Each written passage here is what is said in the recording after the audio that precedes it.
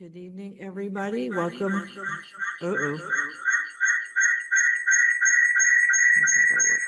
Hold on a second.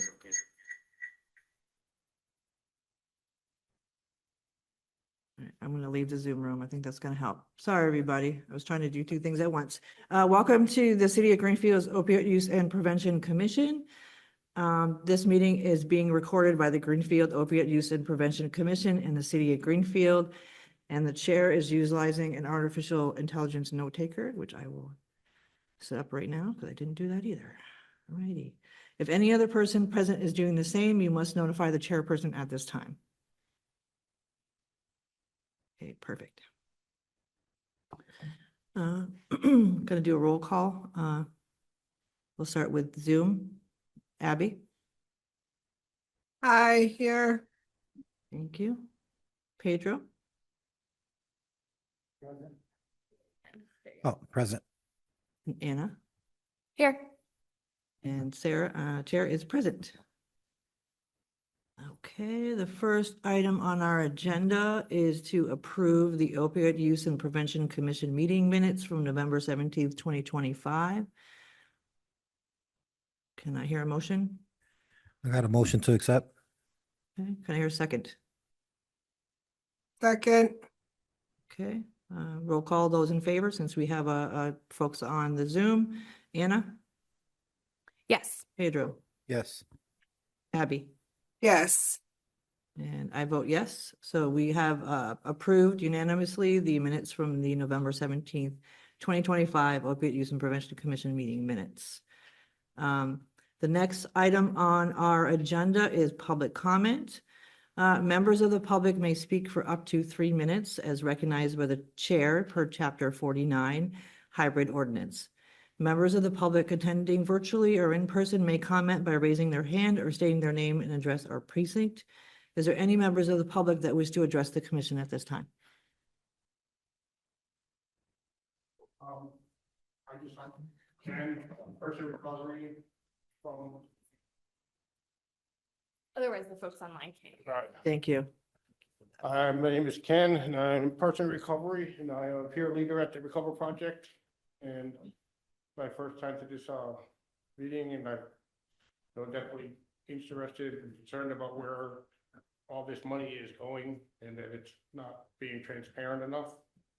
And that, stuff like that, and I'd like to learn more, so thank you. Thank you. Thank you for being here.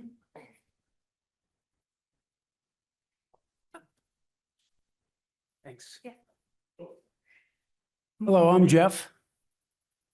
I heard about this group today and I thought it would be interesting to try to get involved somehow. I have experience with, I would say, in the business community of getting things done on groups and committees, but I also have life experience of recovery and also substance use disorder.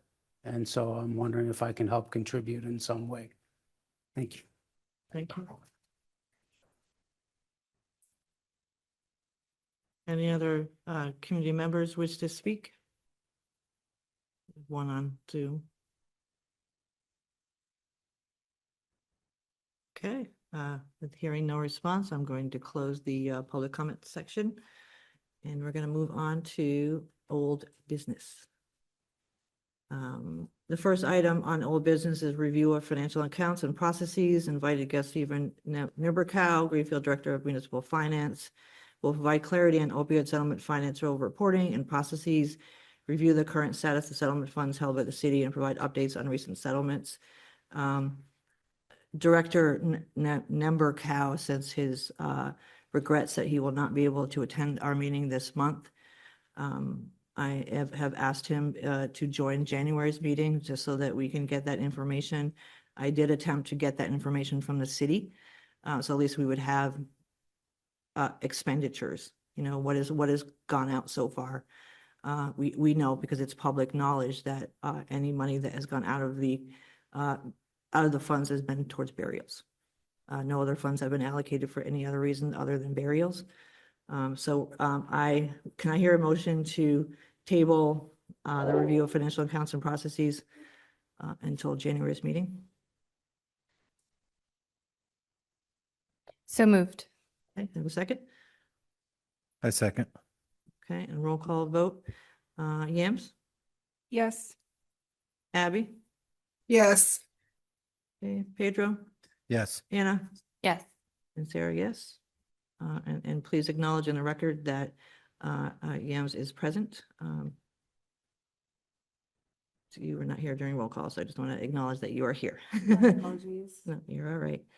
And the next item up for business is from the chair on consultation with the city clerk. The chair will report on feedback from city clerk Kathy Scott regarding amending ordinances, expanding the role of the commission secretary, and the feasibility of forming subcommittees and rules regarding executive sessions and emergency meetings.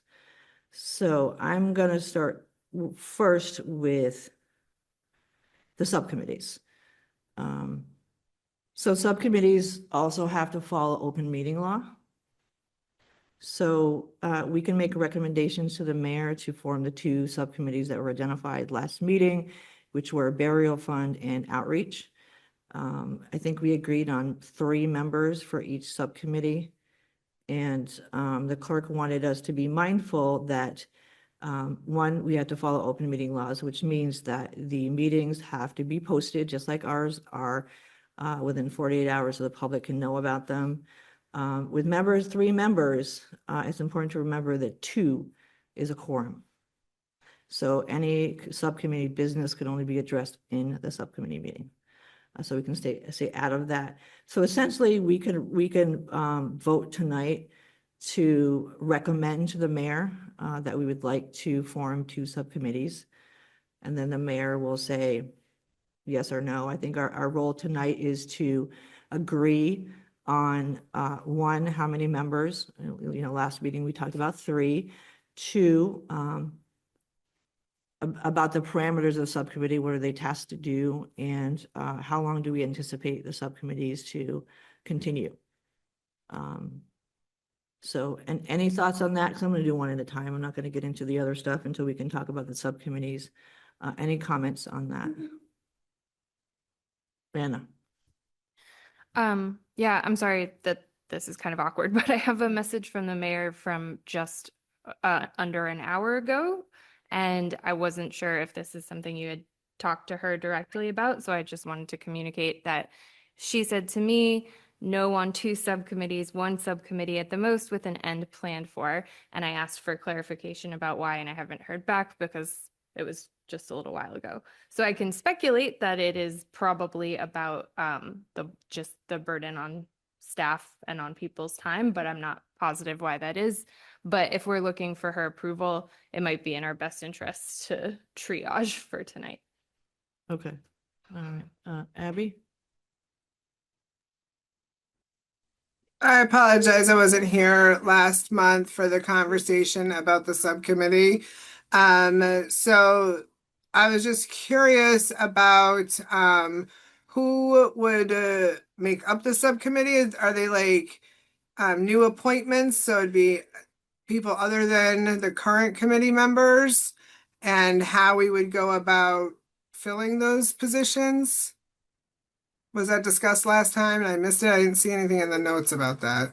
The subcommittees have to be commission members. 'Cause So they're- it'd just be like the 5 of us, 3 of They're- us would be on one committee and 3 of us on another committee. I just don't understand the point, I guess. Like I personally don't see a point in having a subcommittee for us to just get together on another date to talk about the same stuff that we've been talking about here. In the notes from last month's meeting was the burial fund, which is of an urgent nature.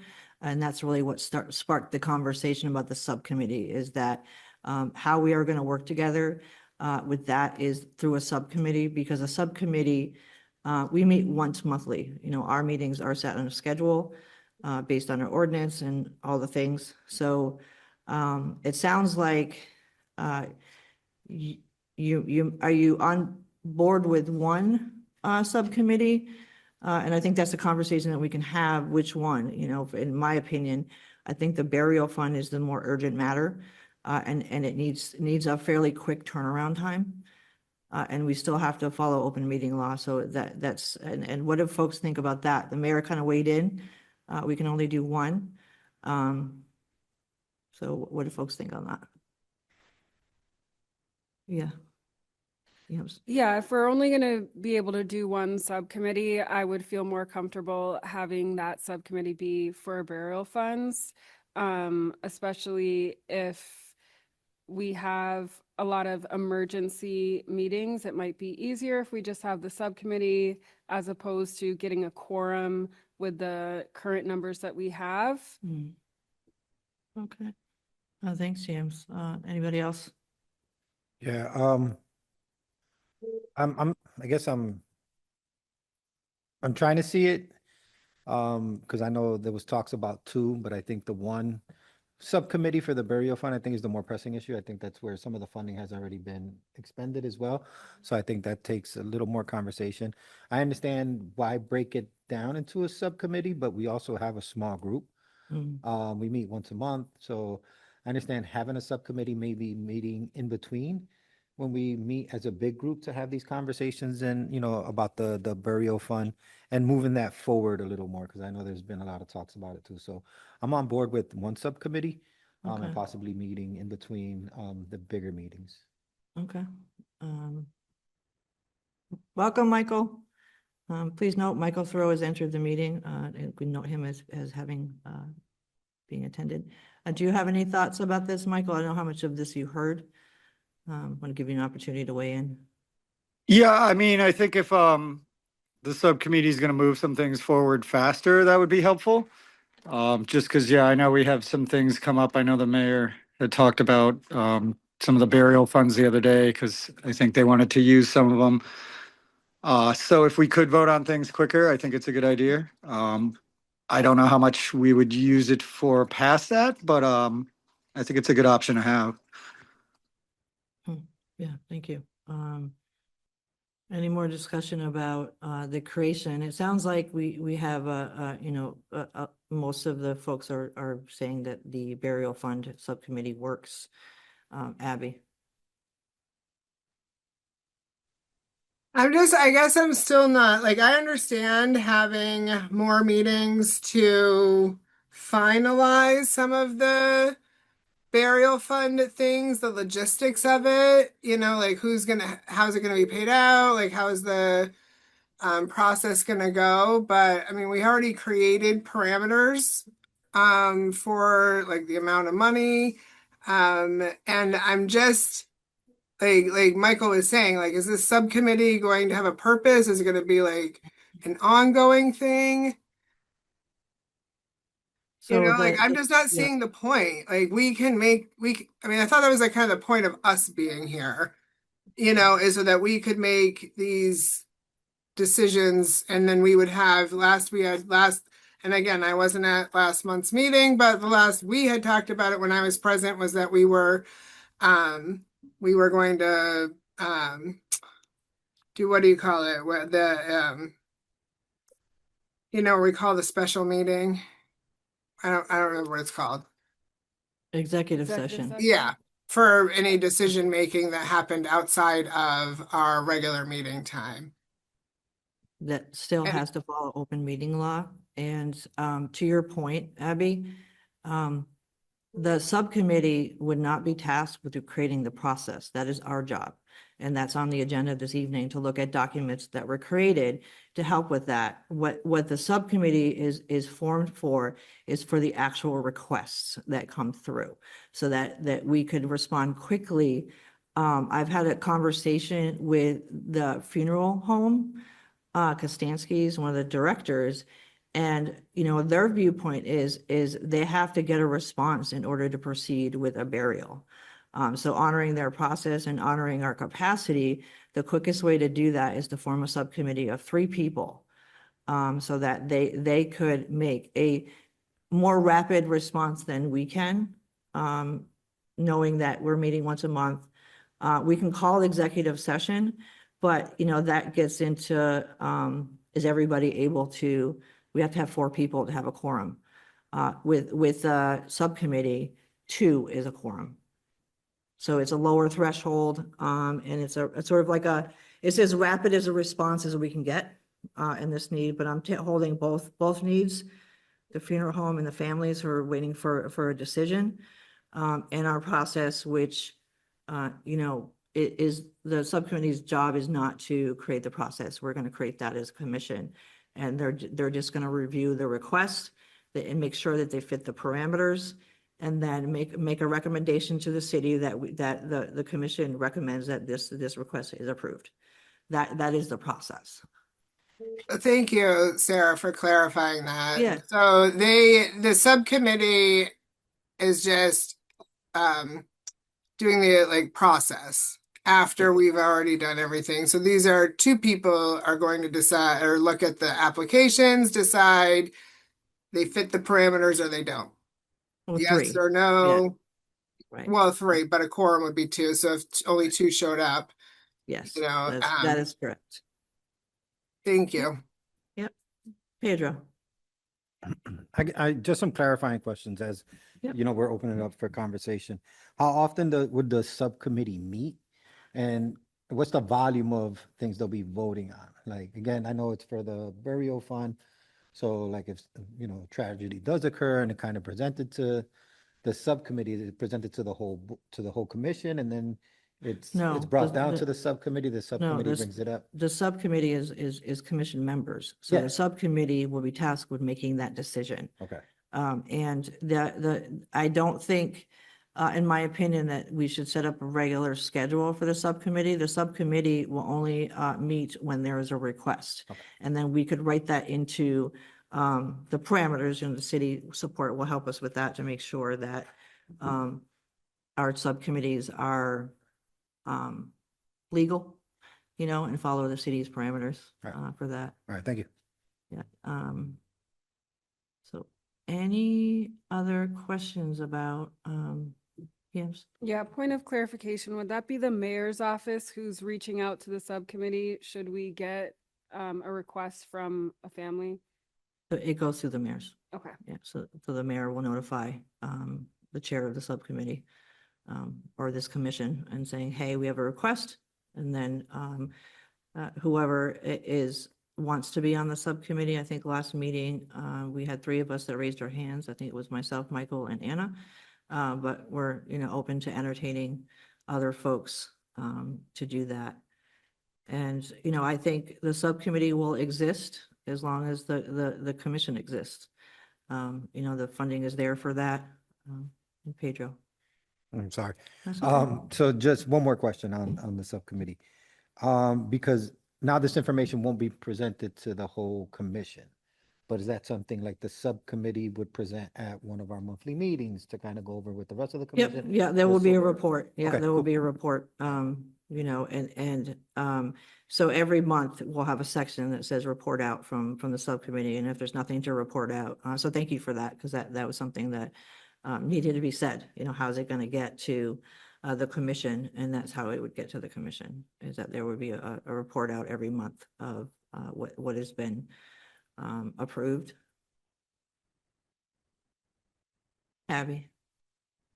I have a question about confidentiality. One of the reasons that we had talked about doing an executive meeting was that it was an open meeting and we could have information about the families presented to us and make a decision. If it's open meeting through a subcommittee, how are we maintaining folks' confidentiality?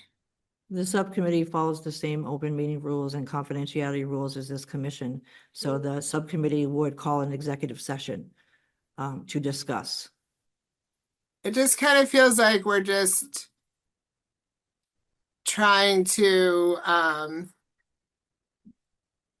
like skirt tail having four of us instead of two, or having two of us instead of four of us.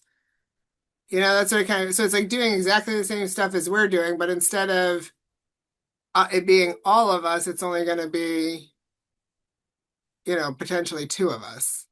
Yeah, it's response time. It's the capacity to respond in a quick manner and set up a subcommittee meeting quicker than we could. We meet once a month. No, I understand that, but it's going to be the same process. The mayor says, hey, I have a request. They call the chairperson. The chairperson's going to get a hold of the folks, which is the committee members that we have here. You know, I feel like it would, I mean, I'm willing to be responsive. You know, you said that you, Michael, Anna are all willing to be responsive. You know, so I just don't understand how that's not as quick of a process as what the subcommittee is doing if we're saying we're going to call an executive session.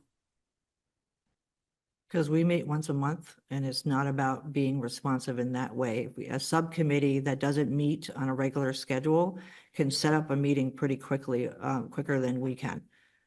Quicker Yeah. than we can do an executive council is what you're saying. Well, it's not executive Or council. executive, what do you call it?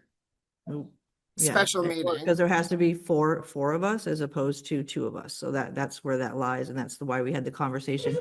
It's dark. Ah, All right, there we go. Thank you. Michael has his hand raised.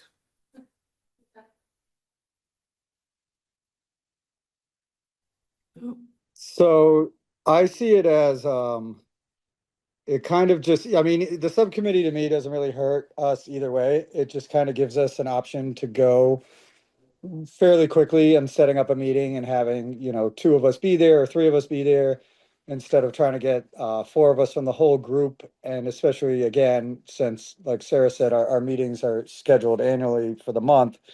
So if something comes up, I think it's easier to get the subcommittee together than trying to get the entire group together. But I think it's also a thing that, you know, say, because I know somebody asked me on Friday about some of the burial funds, and we're having a meeting on Monday. It's something that we could still, you know, be like, okay, we don't need to send it to the subcommittee. We're going to be meeting on Monday. It's something that could possibly wait through the weekend. But I think having that option will be helpful.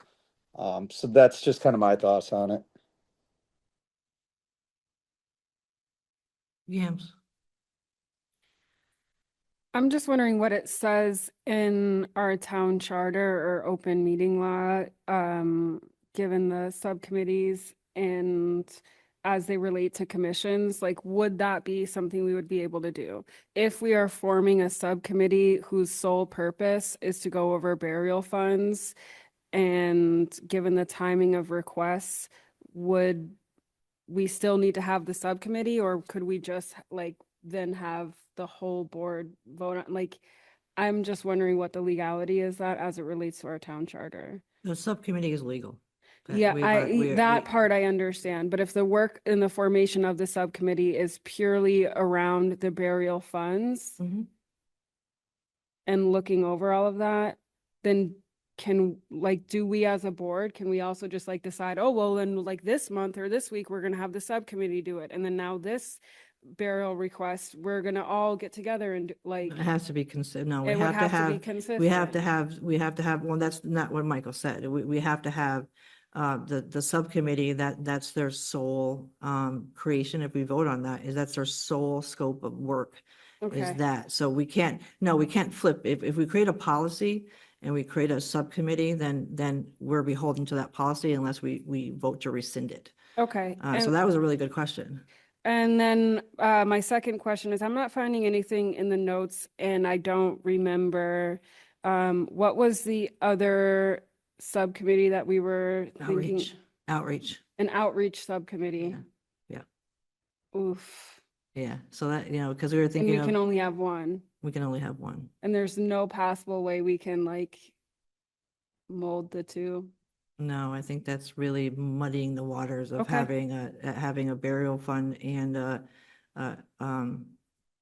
that's just my viewpoint on that. I think we have to Yeah. have a pretty straightforward committee. Yeah, that I understand. I also want to just touch on, which I don't know if I'm going out of order when it comes to our old business and our new business, because I think there's a lot on the burial fund, so it's a little bit, the agenda, it's hard for me to follow. Yeah, because we're just I on the know. subcommittee I part. know. Yeah, so if it's later in the agenda, we'll talk about it later in the Yeah, agenda. if what I'm saying is later in the agenda, Okay. feel free to cut me off. But when it came to secretary and all of that, we don't currently have a secretary. Yeah, I have a response from the city. That's actually, that's in this segment. So that's Housing. coming up next. Thank you. Yeah.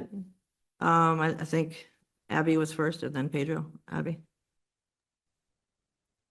I think that, I mean, my opinion, I think that it would be better to have an outreach committee than a burial fund committee. I think the amount of work that's going to go into needing outreach is going to be more than this committee is wanting to take on, and having an additional subcommittee, because we are charged with getting the voice of people with lived experience to be making all these decisions, lived in living experience and those affected. So, I'd like us to consider, I understand the turnaround time, but I believe that, the folks at this table are committed to responding. I mean, I don't think we've ever not responded, and that we could respond in a very timely manner to make these decisions on the burial fund pretty quickly.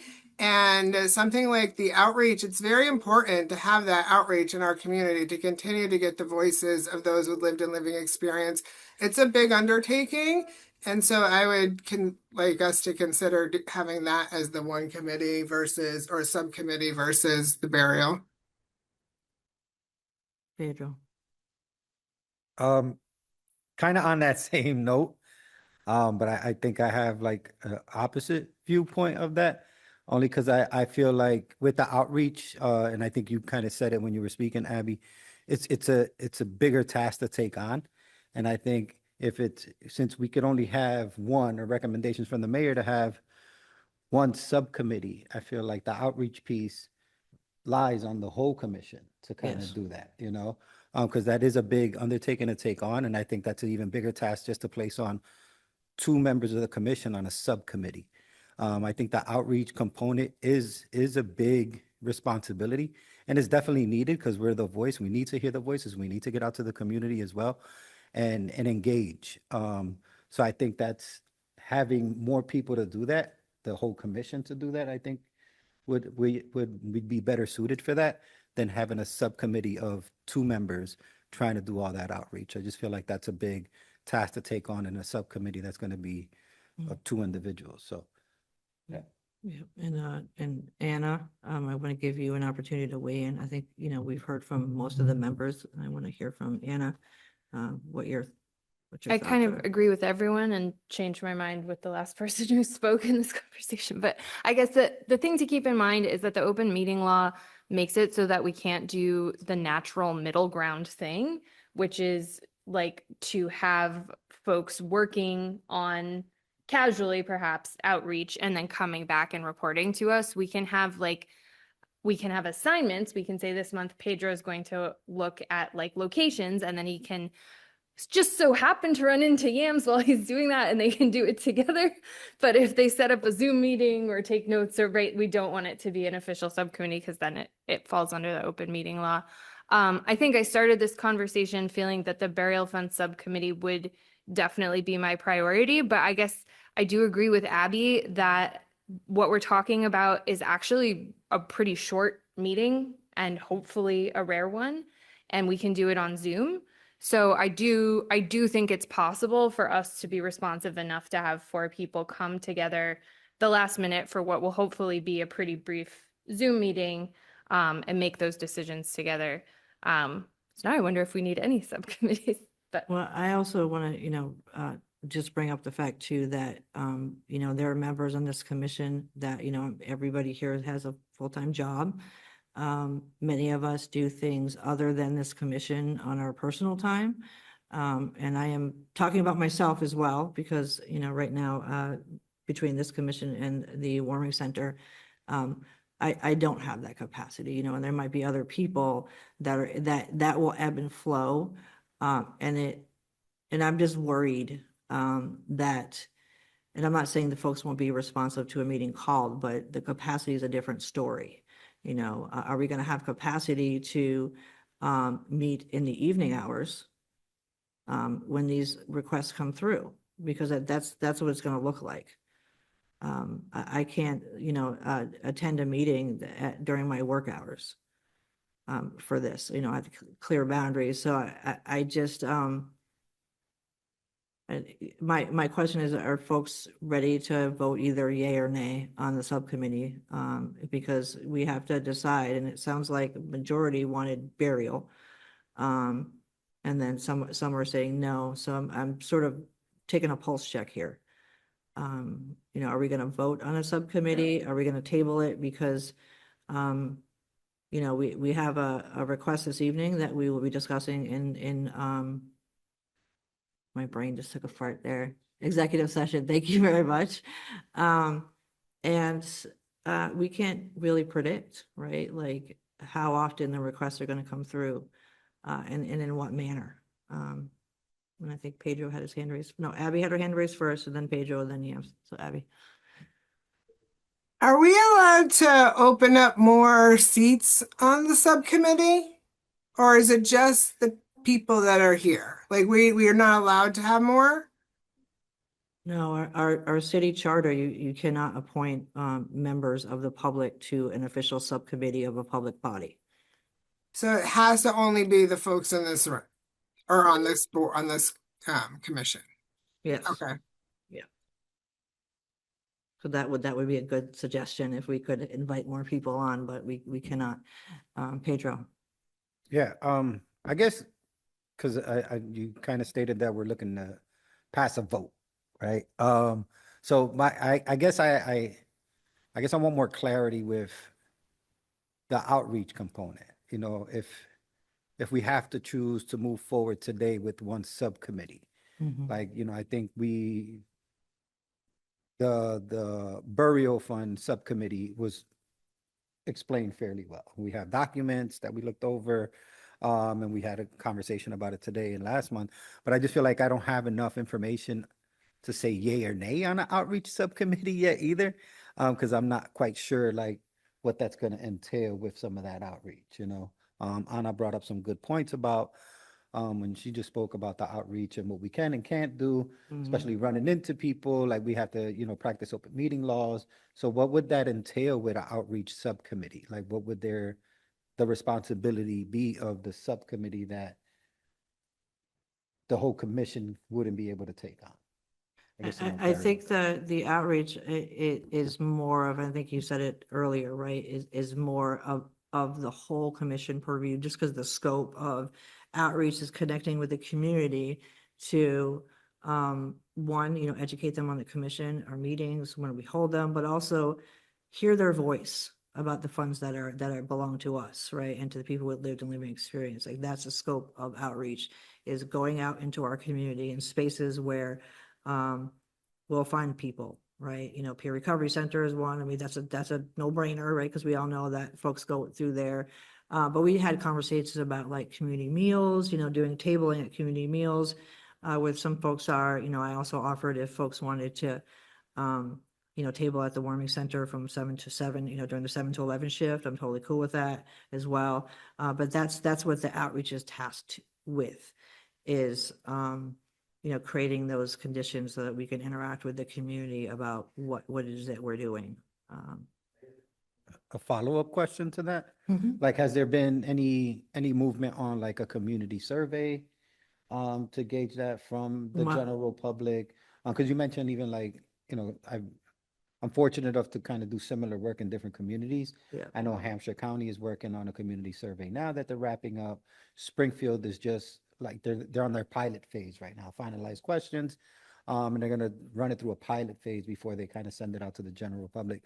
And it's questions regarding like opioid abatement funds and Yeah. how the community wants to see this spent. And they're trying to be strategic in who they're having these conversations with or who they're targeting questions to. People with lived in living experience, people in recovery, families affected by it, people actively using. You know, and so there's different people they're trying to gauge like different opinions on it as well. So I don't know if that was ever discussed to have like a community survey here in Greenfield and what that We've would look already like. had one. had So one. we had one during Mayor Weed Gardner, before this commission was even a dream. And you know, just so, just say it out loud because you're a new commission member, you know, there was no movement after our community members gave their voices and they heard crickets. So there's a lot of trauma that we have to be mindful about, that you know, I think it's in our purview to look at, you know, and this commission received, I think, 6 different communities surveys, thanks to Megan Boutat, who's been attending all of our meetings. She's wonderful. And, you know, so we can see what other communities have done and look at ours when we do that attempt again to do the community needs assessment, that, you know, we're in alignment with the questions that are being asked, and that we're being intentional with our outreach efforts to let them know, like, you know, we haven't got there as a commission to say, okay, so we're going to do this survey, then what? Right? Like, we have to still have to come up with that process. Like, once that's done, how do we filter information, and how do we start disseminating the funds? Like, how do we get the funds out? So we're not quite there with the commission. So that's why no funds have gone out, other than the burial, because we're not there yet. And I think Yams had her hand raised first, and then Anna.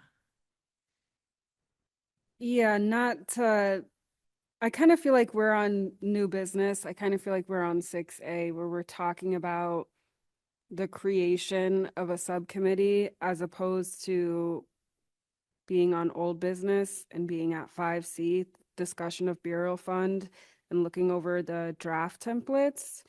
So I guess my opinion on voting for either subcommittee, be it the burial fund or outreach or no subcommittee, I would feel more comfortable knowing the parameters of like what we're even doing, like our burial fund application. I feel like a little bit we're kind of putting the cart before the horse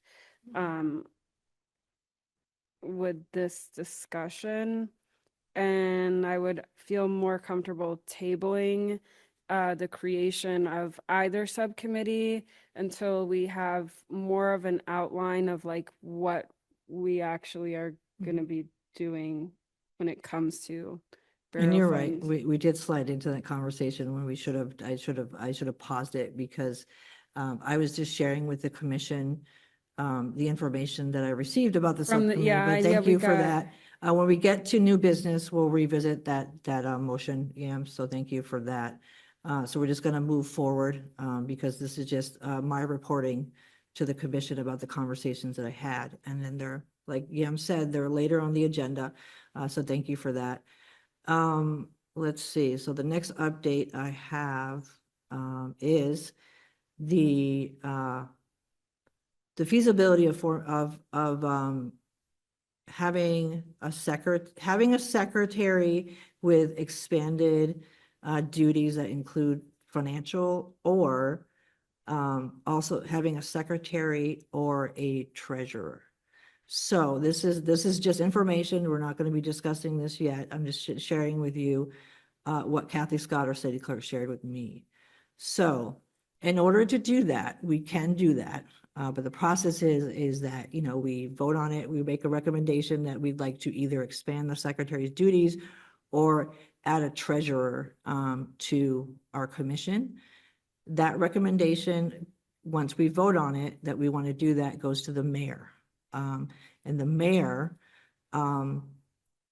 creates a document, I don't know what it's called, but we have to change our ordinance. That's the only way to do that. So the mayor will present that to city council. Actually, it goes to A&L first, appointments and ordinances. They either give a thumbs up or a thumbs down. If they give a thumbs up, and then it goes to city council, and then, you know, the city council votes. So, you know, if we are going to do that, it would be helpful to have one of us present so that we can maybe public comment, discuss why, you know, we are suggesting this. But that's the process. Any questions about the process? And I see Michael had his hand raised. No? Okay. Abby? Thanks. I actually raised my hand to respond to Pedro. You had asked about like the survey, and we've done actually a lot of more than just the survey to get the voice of folks with lived experience. But as Sarah had said, like we recently just had we're a part of a listening session in here at Recover Project with Rise. They came and, you know, wanted to hear from the community. We had quite a bit of voices of those with lived experience. And I think Sarah had sent out the minutes from that a while ago. So I just wanted to make sure that you knew as a new committee member that a lot of things have been happening but with getting the voice, but nothing has happened with moving the process forward because we're still really forming our our plan. And then I wanted to, agree with what Yams was saying earlier that like I kind of do feel like, I don't know what a subcommittee for you know, either of these is going to be either because we don't have a process. So like this kind of like feeling like it's putting the cart before the horse. Um, and then to your thing, Sarah, I don't what I don't understand. So the treasurer, do we have to have a treasurer? Is that what she's saying? Or we don't have to? She's suggesting one? No, last meeting, we had a conversation about, a treasurer. Because the conversation came up of how much money is in our account, all the things, and having somebody, that could keep track of that. So that was a conversation from last meeting. So, we have the option of either recommending to the mayor that we'd like to expand the secretary's role to include financial review, which just means that they will get the financial documents from the city and they will, present it to the commission. So that's kind of like what we're tasked with, either or. And that's Gotcha. just the process of how we get there. And I believe Michael had his hand raised. So I think when it comes to the secretary or the treasurer, we do have in our ordinance that, we were gonna get assistance through the town when it came to technical things with the committee. So I think honestly, the treasurer part of keeping track of the money is gonna kind of be an internal thing anyways through accounting in the town. So I'm not quite sure if we would really need a treasurer. I mean, it would be good to get reports on how much money we've spent and things like that, but I think we can ask for those anyways, and they can supply those to the whole commission. So I'm not sure if we would really need, and kind of the same thing with the secretary, like if we need technical support, we did write into the ordinance that, we can request support from the city and that they would support us in certain ways when it came to, supplying, even just documents that we need or copies of things. So I know we talked about it, but now in thinking about it, I think there might be things that are already written in there that the city is going to be kind of obliged to help us with anyways. So, I mean, I'm okay with not having to rewrite the ordinance just to have a secretary and treasurer if we can. I mean, I'd like to make sure that those are things that they can do, but I don't see why they wouldn't be. Those are just my thoughts on that. Thank you. Yams?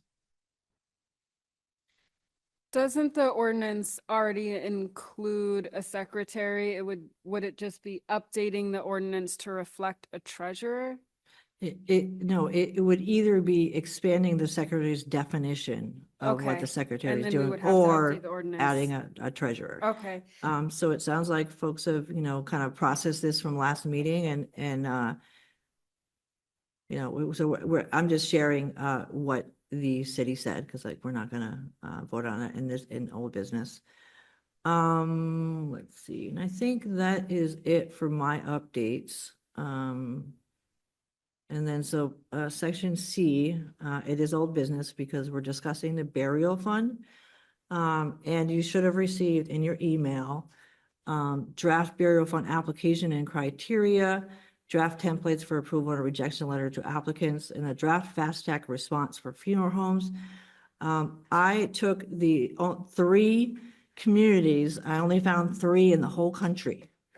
2 of them are in Massachusetts, as you saw, and 1 was in Connecticut. So I kind of compiled all of those and created a document.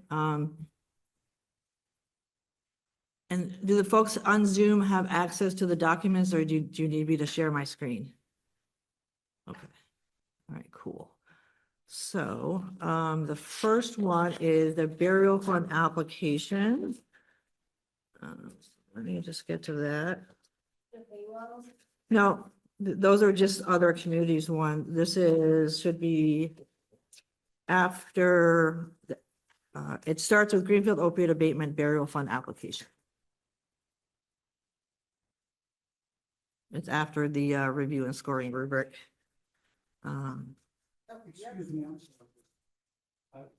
Probably way out of order. My only time to make a comment was at the beginning. Yes, during public comment, yes. Having said that, is that stuff available to the public, the documents? Yep, yes, it is. You can go to the city calendar under tonight's meeting, click our meeting link, and it's all there. Thank you. And you want to click the one that says show the full agenda, Okay. because then you'll see it. That's a great question. What are folks thought about the application? I like for us to look at it, tweak it. And I also took the things that we agreed upon as a commission, like the $5,000 per applicant. It's pretty standard. The thing that I would like feedback on is the non-traditional cultural practices, because we had several meetings of conversation around that.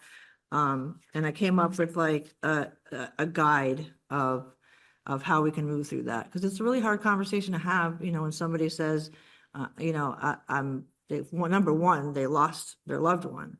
But number two is we don't follow traditional, and we should have a parameter for that. And we have to stay within this is, in this document, if we approve it, it goes to the mayor. We recommend that this is the application that we would like the city to use. And then they have their legal team look at to make sure that everything is absolutely legal, but we can look at the content and agree that we're okay with the content, or we want to add something in. So I'm all ears for what you folks thought about this burial fund application. Anna? Yeah, I think this is fabulous. It's really as simple as I think it can be. Nothing stood out to me as something I would get rid of to make it even more accessible. It asked the key questions that we need. The one thing I was curious about was the ID of the applicant as proof of ID as one of the required documentations. I'm sure that could make sense. I just wasn't sure why. But in general, I like that not only is it very clear about what it's looking for, it's short, it's sweet. I guess maybe the one other note I had is in the non-traditional cultural practices section, it asks for a description of the practice/service. My instinct is that people will want to give us a ton of information or not be sure what to ask for. So the examples are great, but I would just say a brief description. Oh, yeah. Yeah. So brief description. Okay. To so I'm gonna encourage put brief brevity. description. That's excellent. And, we can take out the proof of ID. I mean, I think it's more important to provide proof of residency for the parameters of the fund. And I see Michael has his hand raised. So I think just at least with the proof of ID part, the burial permits do come through my office, so I think it'll be easy for me at least to have access Okay. to some of the applicants, knowing that, this is the person that applied, this is the death certificate and burial permit that came through my office. So I think at least in my department's capacity, we can help with the proof of ID. And I think the rest of the application looks great. I'm with like Anna.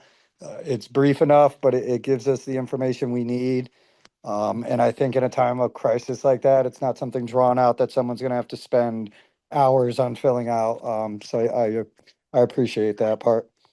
Yeah, thank you. And Pedro, you had your hand raised? Hi, just one question. With the proof of residency, only because, there's a big homeless population as well. So what are you basing like their proof of residency as, like the last known address on file? yeah. Like say they've been, Can someone remind me from last month, because I remember we talked about this, and that's hard, because if Yeah. they're transient and unsheltered, I think the only proof is the family members, or if there's always a police report when there's a medical event that happens, and we could seek, guidance from, GPD, like, and some of us in this room know committee members because we've been in this committee for a long time and we've gotten to know like who is here and not having a valid address. And I think, Michael, do you have some insight into that? Yeah, so I mean, we could certainly look at police reports. Usually we'll either label as transient or last known address. I did see on the application, there is a checkbox for like, was a Greenfield resident. So even if it is homeless and you don't have a house, if you did live there or, so I think at some, at some of that, we kind of have to take people at their word. Yes. I think that's just gonna be part of this process, no matter what, when it comes to the burial fund. That we kind of just have to trust people. I'm in agreement with you there, Michael. We're just gonna have to trust people. Is there any further conversation about just the burial fund application? Anna, Just ever so slightly off topic. For our guests, I noticed that I had not hit publish on the full agenda with attachments on the city calendar, so it's up there now. If you go to greenfield-ma.gov and click on calendar at the top, and this will be true every week, and you go to this meeting, you can see the simple calendar, which has our agenda and a Zoom link, but then, as Sarah said, there's a highlighted bar that says click here to view the full agenda with attachments. thank you, Anna. Pedro, Can I just make one Dash suggestion? MA. sure. .gov. Can we have a couple extra printed copies of the agenda for future meetings, just in case we do have individuals from the general public I can. Anna, that can join? thank That you. way, thank you. I know he's trying to look at it his phone, and that's hard to do, so.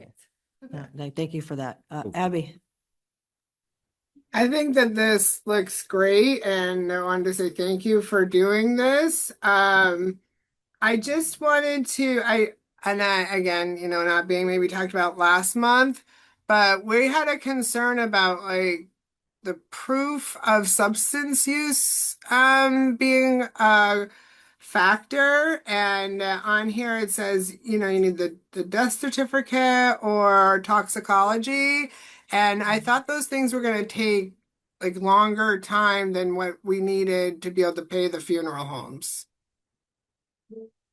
and I think Michael brought that up, is Michael can actually, through his role as the Board of Health Director, can actually access that information quicker. So again, like to Pedro's point, if a family member says that their loved one overdosed, we're going to believe them. Yeah. That's a good point. That this isn't like standard stuff, but we also know and we can agree that we could seek input if they passed in Greenfield, right, or Franklin County. Michael Throw is going to have access to that. And Michael, I'd like you to.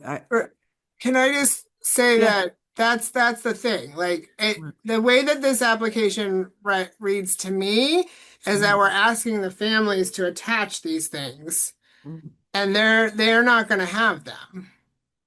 Right. They can click off one, maybe I can add to the required documentation, must provide at least one of these. And proof of Greenfield residency will probably be the number one that we're gonna get. But if you have a suggestion for changed language, Abby, absolutely. Because that's what we're doing. We're kind of editing. So if you can think of, required documentation, Well, maybe just let them know that documentation can be got, like we can provide assistance in getting that documentation. okay, I will You know what I add- mean? Like if they don't know that Michael has it, Yeah. they're grieving, and the Yeah. funeral home is saying we can't have this funeral until you pay us. And Good point. there's a lot going on for that person, and so they might not know like how to even get that quick enough. Thank you. That's an excellent point, Abby. Thank you. So I wrote, that we can provide assistance, with required documentation if needed, if that works. And Michael, did you have anything to weigh in on about this particular section? Yeah, so I think we could add, either, the word optional or like you said, one of three of the documents. I'm certainly going to, investigate as much as I can, talk to the police, maybe, even if I have to talk to the ambulance that responded. look at the burial certificates. Obviously, the toxicology results will probably be the longest that would Yes. take to get. But there certainly are multiple channels that I can look at to at least make, a semi-educated decision on what happened. So I think that will be very helpful, but I do agree with Abby that maybe we just tweak the wording a little bit to make it seem like this is not like set in stone, that if you don't have this document, then we're going to deny you. Yep, okay, so I'm gonna change it, please provide, at least one of these three options, because I crossed off the proof of ID. And then I'm gonna add another bullet point, we can provide assistance if need be. And then can I put your email on here, Michael? Yeah, that's fine.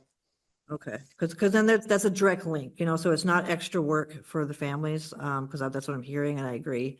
As low barrier as possible, so I'm gonna add that to the sheet. And then I'm just gonna summarize, where we're at so far. The commission sounds like they're on board with this document with, some tweaks to, the section of the description of the practice and service for non-traditional, burial to include brief description. In the section 5, required documentation, it will say, instead of required, please provide at least one of 3 of these. And then add, we can provide assistance through our local Board of Health. Please email, Michael Thoreau at greenfield-mass.gov, and I will have your right email address in there. Is there any other edits to this before I ask for the motion to vote?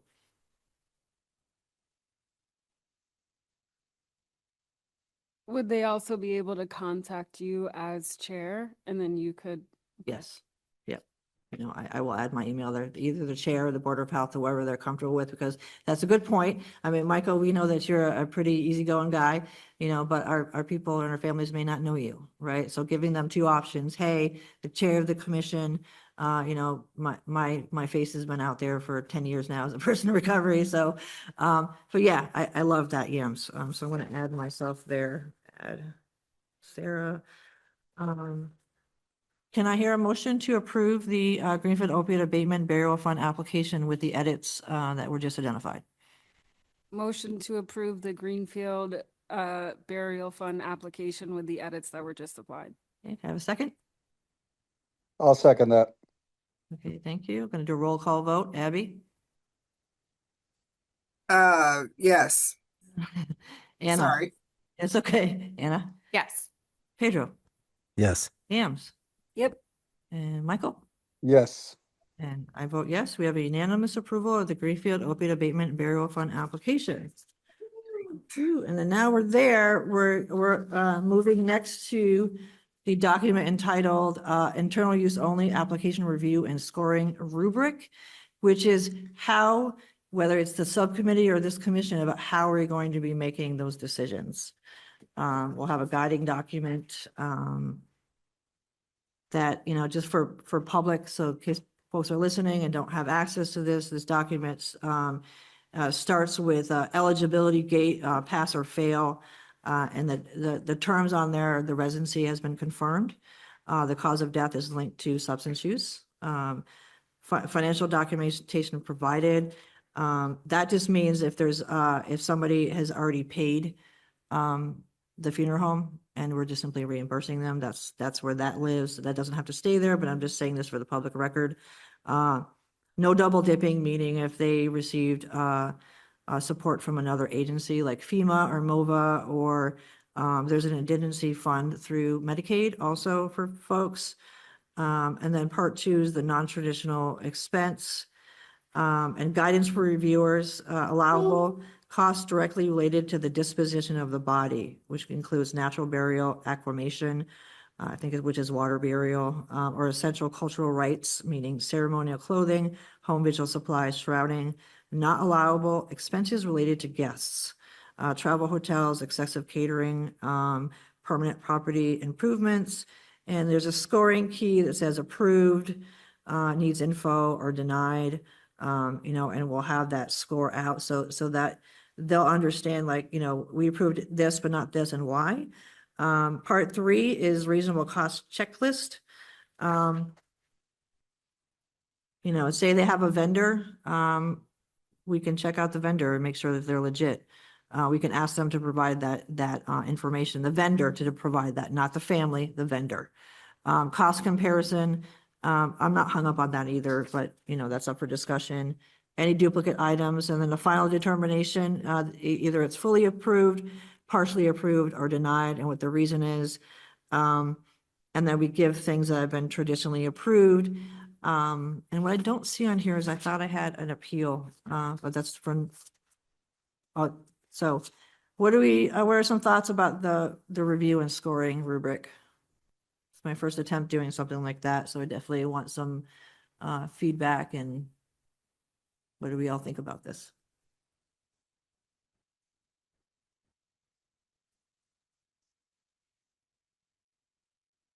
Anna?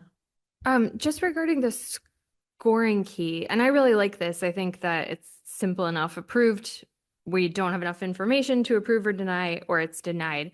Do we have, uh, basically, like, what is a failing score? I guess is my question. Like, should we really just be doing it by line item? Like, they've requested a couple of things. I see that one of them is a B, so we're going to reach out for more information. The other two are C's, and there's one A, so A is granted, kind of thing. Well, no, this does it by line item.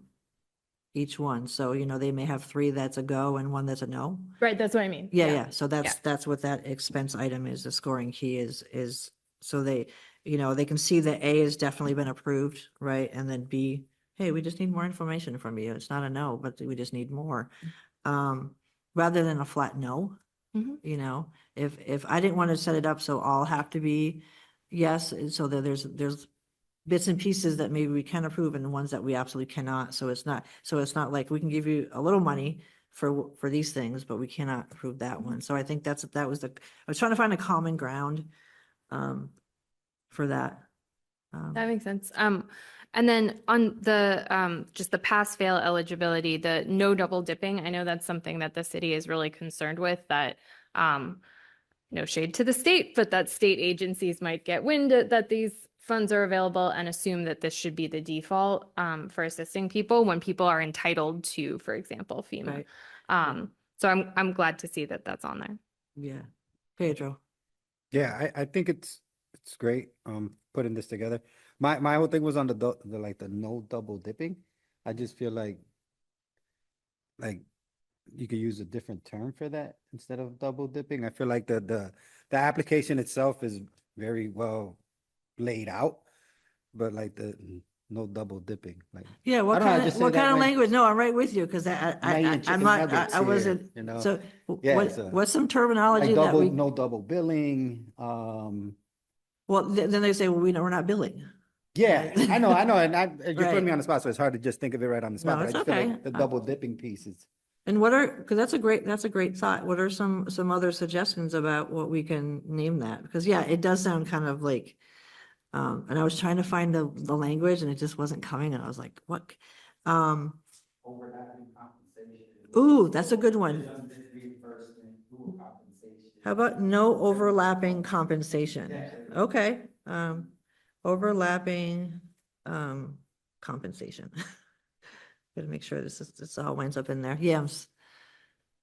Yeah, under criteria for no double dipping, formerly no double dipping, currently no overlapping compensation. How would we know?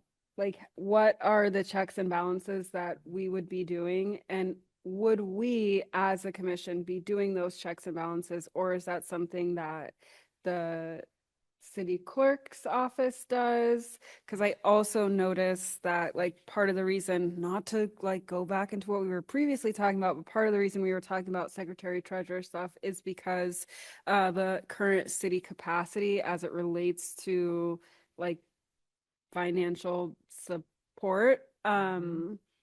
Yeah, so what's the process by which we would even know? Thanks. Question. Yeah, and that's a good question, because I don't think a state agency is not gonna tell us. They're not, because that's also confidential information, you know, so I think that just saying that out, you know, as a parameter, so that we know. We're not gonna know. We're not gonna know, but to have it there, and to, this will also go to that, if we approve it, this in the application will be sent to the funeral home, so they know, hey, how are we making our decisions? And then, they can have a conversation with the family about that and saying, hey, because you're right, we don't have any way, mechanism of knowing, but if it's put out there to folks, like, hey, you may not know this, but this is, if you're getting support from another agency like FEMA, MOVA, or, the Indigency Fund for Medicaid, that's considered, overlapping compensation, and like having that, and we'll have to have conversations with the funeral homes and to make sure that they, understand that. I had a wonderful conversation with Brittany from Kostansky's, and, I think they're gonna really just be happy about that we have a process and that we're showing them and saying, hey, this is, because they can filter out stuff too, you have another question, Yams? Okay. Yep. Yeah.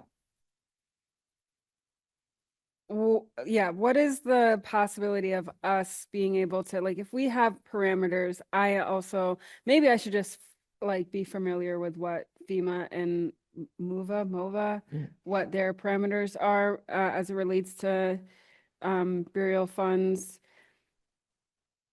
But if there's things that we're not covering as a commission, like I personally don't mind if these other agencies would cover those expenses that we are not going to cover. Like if somebody wants their loved one to like, if they want to like do it big, like I don't like, who am I to be like, no, like if that's just my personal opinion. That's Yeah, just my opinion. Like if no. there are clear parameters that we are saying we will cover this, but we will not cover that. Like I'm seeing obviously under here, like we're not going to cover excessive spending for like food, especially alcohol and stuff like that. We're not going to cover like substance related things, obviously.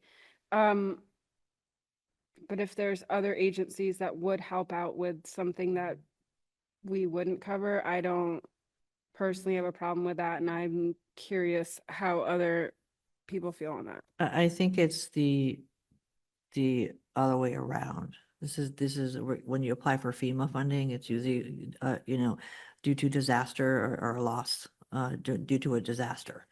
And they have rules, FEMA has rules, so does MOVA, has rules that if you're getting funding from somewhere else, you cannot apply for FEMA as well. Like that's their regulation. So I was trying to find the balance between, because I agree with you, right? Like yes, and we have state. Yeah. Thank you. And I want to go to Michael and then Abby. So I think for the wording, we could probably do something like no reception of benefit from two sources, whether state, federal, tribal, nonprofit. I think if we talk to legal too, when they review the document, they can probably tighten up the wording on that. I also think they can also help with the checks and balances on it, by kind of adding some wording in the document that, this is all, like a truthful document. You're signing this saying that you are not receiving these things, and that if somebody finds out that you did, then obviously the town can come back at you because you signed this document stating that you were not receiving two types of benefits. So I think that's something legal can probably help with. So hopefully they can kind of tighten up the wording on that. That will make it sound a little better and make it more of a legal, like a legality document saying that you're signing this saying that you're not dipping from, the federal and then from us. And if you are, that there'll be consequences. So hopefully that can help with that. And then again, I'm hoping that can also, curb people from doing it and will kind of be a check and a balance on itself. So that's just my thoughts on that. Yeah, and legal definitely will be looking at these once we approve them, because the city will be dispensing these, when somebody calls in, they're like, oh, there's an application for that, here you go. Or maybe they're going to the funeral home first, which is most likely. So the funeral home will have these things too, so they can say, hey, let's have a conversation about circumstances, and it's hard, it's super hard. But yeah, I agree. I mean, definitely have the legal put the right wording in there, because we want to make sure that that we have, that solidity to what we're trying to do here. And I believe it was Abby and then Pedro. I'm having a hard time with this part because I agree with Yams. Like, even we were talking about the $5,000 limit and we approved a couple of folks that were above that limit because we didn't have this in place yet. The cost for funeral might be $7,000, $8,000. And so where is that family going to get that other $3,000, right? Like that's kind of like, so maybe they did get support from another nonprofit or another organization that paid, $3,000 or $4,000. And then by combining them, they're not going to have that hardship. I mean, it doesn't sound like a lot maybe to some people, but even $1,000 can really throw a family like out of whack where they can't meet their living expenses, for not just this month, but next month, you're like, it compounds, so I heard like that FEMA has rules and MOVA has rules, but I don't feel comfortable with our not allowing double dipping. It just doesn't feel good to know that like this money is not state money. It's not federal money. This is lawsuit money from pharmaceutical companies, and this money. So it's not like double dipping in that sense, where it's like you're taking from this federal fund and now you're getting paid out of this federal, and it's all the same money. This is separate money that I think could be uh, added to make them whole or to pay the whole expense. There's also the other side of that coin, because I'm hearing you, and that's why it specifically says another state agency or FEMA or NOVA and not a nonprofit, right? Somebody wants to get nonprofit money, go for it. But the other side of the coin is, and I totally agree with you, I have loved ones that we had to bury. It's hard, it's hard to have to fork out that money unexpectedly. But there's also, putting that in writing sort of discourages folks who maybe already have it fully paid for by a state agency or FEMA or MOVA and are now requesting from the commission that we also give them $5,000 for a burial that's already been paid for. So, I like to entertain like how we mitigate that in an open way. Like what questions can we ask so that it doesn't come across, right, is what you just said. That if you have a nonprofit that is supporting you and you're going to apply for burial funds, like I think that's reasonable. But if they have a whole state agency or federal entity that paid for the whole thing, I think FEMA goes up to 4,000 for burial, and I'm not sure of MOVA. But yeah, I agree. So is there a way that we can put different language in that section that Yeah. honors what Abby just brought forward? Can we just say, are you receiving funds from blank and then how much? What's the total cost? We'll just ask, what's the cost of the funeral? $7,900. And are you receiving funds from any other place and how much? And then like just ask and then go through. I mean, what I'm hearing too is like we might not even have a way of checking this. So we are gonna kind of lean on people's, Yeah. being honest with us and hope that they are. So I like that we can just ask them, we can take out 4. It sounds like that we're in agreement that 4 should go away in its language. But instead, we can just simply ask, are you receiving other funds from other places and how much? And do you have any documentation that you can provide? So that we know, Michael lost his bandwidth. So we know how much, and they're receiving from somebody else, because guarantee they've gotten a letter of approval. If they've got money from a nonprofit or other, they're going to have that in writing. And I think it's fair-minded to kind of ask that question, but thank you for that, because that was a good workaround. Yams. Oh, sorry, Pedro, then Yams. You're right. Yeah, Thank you. so, and it's on Yam's point and Abby's point too, because I definitely agree. I feel, funeral expenses are pretty high. And for certain individuals, $5,000 is just a starting point for some, Yep, you know? yep. And, some people want something big, and I Mhm. totally agree with that as well. And about the language piece, because I know, just talking about like the no double dipping, but even changing the language, because again, if you can get funding from somewhere else, like that should be okay. I don't want to like say, oh, no, you're already receiving funding Yeah. from this organization or this agency or this state, org, we can't give you any more. But like, can we put something in writing, because again, this money isn't federal funds. Right. It's from No, you're a right. lawsuit. So great point there, Abby. Yeah. Where we can say something, there'll be no overlapping compensation for duplicate expenses. That way, again, Yep. it's where we're gonna provide the funding, but we're not gonna provide this funding for something that you already sought out funding that's gonna cover this portion of it. We'll give you this other $5,000 to cover everything else that's not covered through Mhm. that expense that you already got. Because I just don't Yeah. want to say no, because we know the price for funerals and Yep. for, and they're costly, and for individuals that don't have the means to provide that, most individuals, Yeah. Yeah, yeah, don't definitely. don't have that connection anymore, Yep. so. So I love that, Pedro. I do. And Yams, did you have something else to add to, because I know you had your hand raised. I didn't want to forget about you.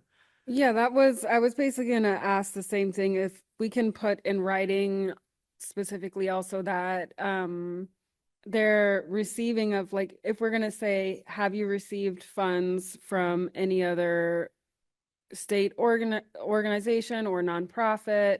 Um, if so, how much? If there could also be something that like very clearly states that that is not gonna be something that A disqualifier. will disqualify them. And then I feel like people would be more apt to be open and honest and give out that if they know that, like, yeah, I don't know. It just feel like this is already a difficult enough thing. Yes. And thank you, Abby, for pointing out that this is how we got this money. Like, not to be really blunt, but like people lost their lives. A lot of people lost their lives, and sometimes their livelihood for a portion of their lives. Like, that's why we have this money, because it created a great disruption across our entire nation. So to then have this money that we are going to use for when people are losing their lives still, and then create more barriers, it feels strange. I don't know. I want to be like taking down barriers and not like putting up barriers, especially when we're talking about a community of people. Like, a lot of us have lived or living experience and have worked with people with lived or living experience, and we understand the stigma. And I don't want people to feel like we're an unapproachable board or commission because we're creating more barriers, and then it feels even more inaccessible and all of this stuff. Like, if we're here to uplift the voice of the people and people who are still living through this and the family members who are still affected, like, I don't know. I say we really go big, because we're already doing it. If they're already looking at our ordinance across the country and being like, wow, this is really progressive, like, let's really show them how progressive tiny old Greenfield, Massachusetts can be. And that's just my two-piece. Thank you. Yeah, I'm 1000% behind what you just said, Yams. And that's why we're discussing this, because this is, some of it is form, and not exactly, how my heart goes either. But I appreciate that. So it sounds like for this section, we're going to ask them the question, are you receiving other funds from other places? How much? And, whether you answer yes or no is not a disqualifier from receiving funds. We are just asking that there's no overlapping of duplicate expenses. So that folks know like what they're walking into. Hey, this is okay, this is not okay. So that's what I heard, and I see Abby has her hand raised. I think that we just voted on the application, didn't we? And so what we're talking about is the internal document. So I think that we need to go back and amend our vote for the application to include this language and these like this breakdown that we're now talking about in this document. Is that right? I'm just trying to see what else.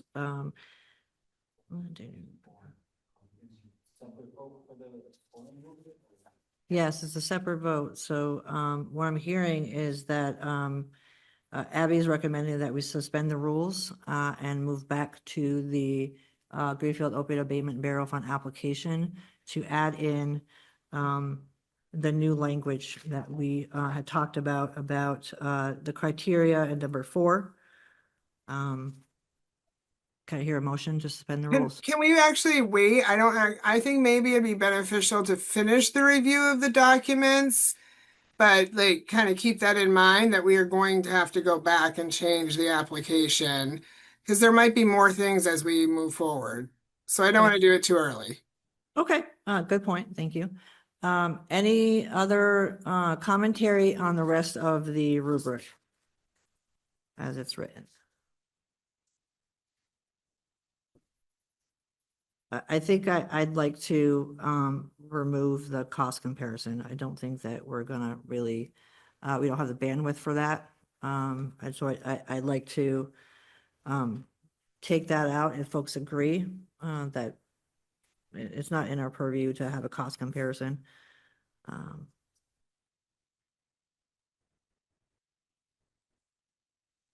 Abby? We had talked about like they were gonna have invoices or receipts. So is that how? I don't see that on the internal use. Like, isn't that how we're gonna know how much the things cost? Because they got an invoice from the funeral home or a receipt for, whatever the thing was. I believe, let's see. It's on there, I think. Let's see. Financial documentation provided, invoices, quotes, or receipts. It's on section, the criteria number 3.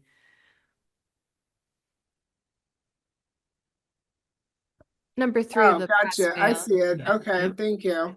No, you're welcome. Right, so we don't need the cost comparison because they have receipts, right? Yeah. Yeah. Okay, so I think any other suggestions for the rubric?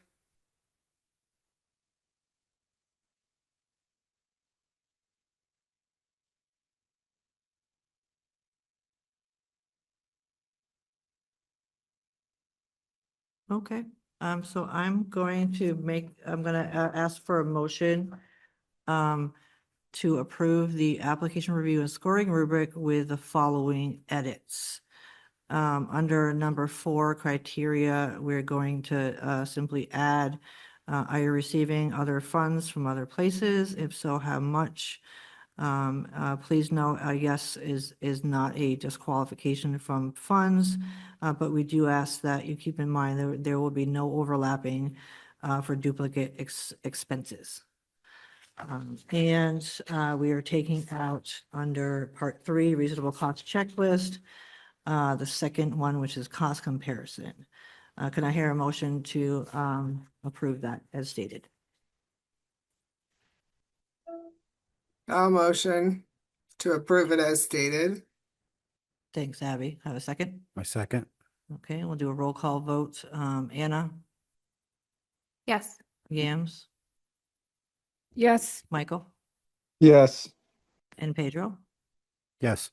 And Sarah is a yes, so we unanimously approve the application review and scoring rubric with the edits unanimously. And then we're back to the motion to suspend the rules to go back to the Greenfield Opioid Abatement Burial Fund application so that we may add the edits to the rubric. Can I hear a motion? So moved. Hear a second? Second. My second. Thank you. Roll call vote. I'll start with Pedro, Yes. Yams, Yes. Abby, Yes. and Anna. Yes. And Sarah votes yes, unanimous to suspend the rules. Oh, Michael, sorry, Michael. Yes. Thank you. Unanimous approved to suspend the rules. So we're back on the Barrow Fund application. And we are adding. Can someone walk me through what we're adding to the burial fund application? I believe that we're adding the statement about the receiving extra funds. And I'm just trying to figure out where should we put this in the application? So, sorry. Abby? I think we just like the funding request, section 3, where you have it broken out with traditional, non-traditional. Yep.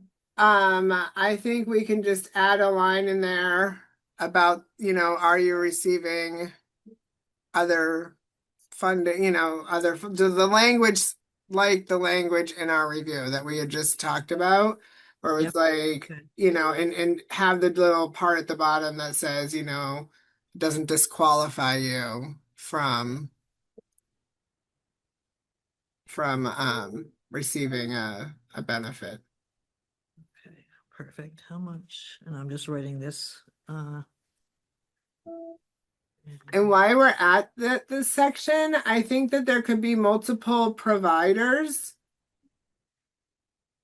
So we only have one section for provider.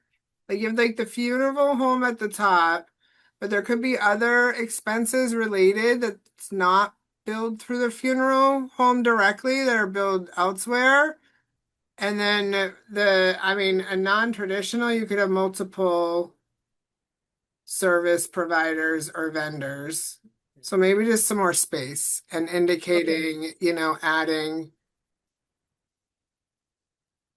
Wonderful suggestion, Abby. Add more space for vendors. Okay. Any other additions to the burial fund application?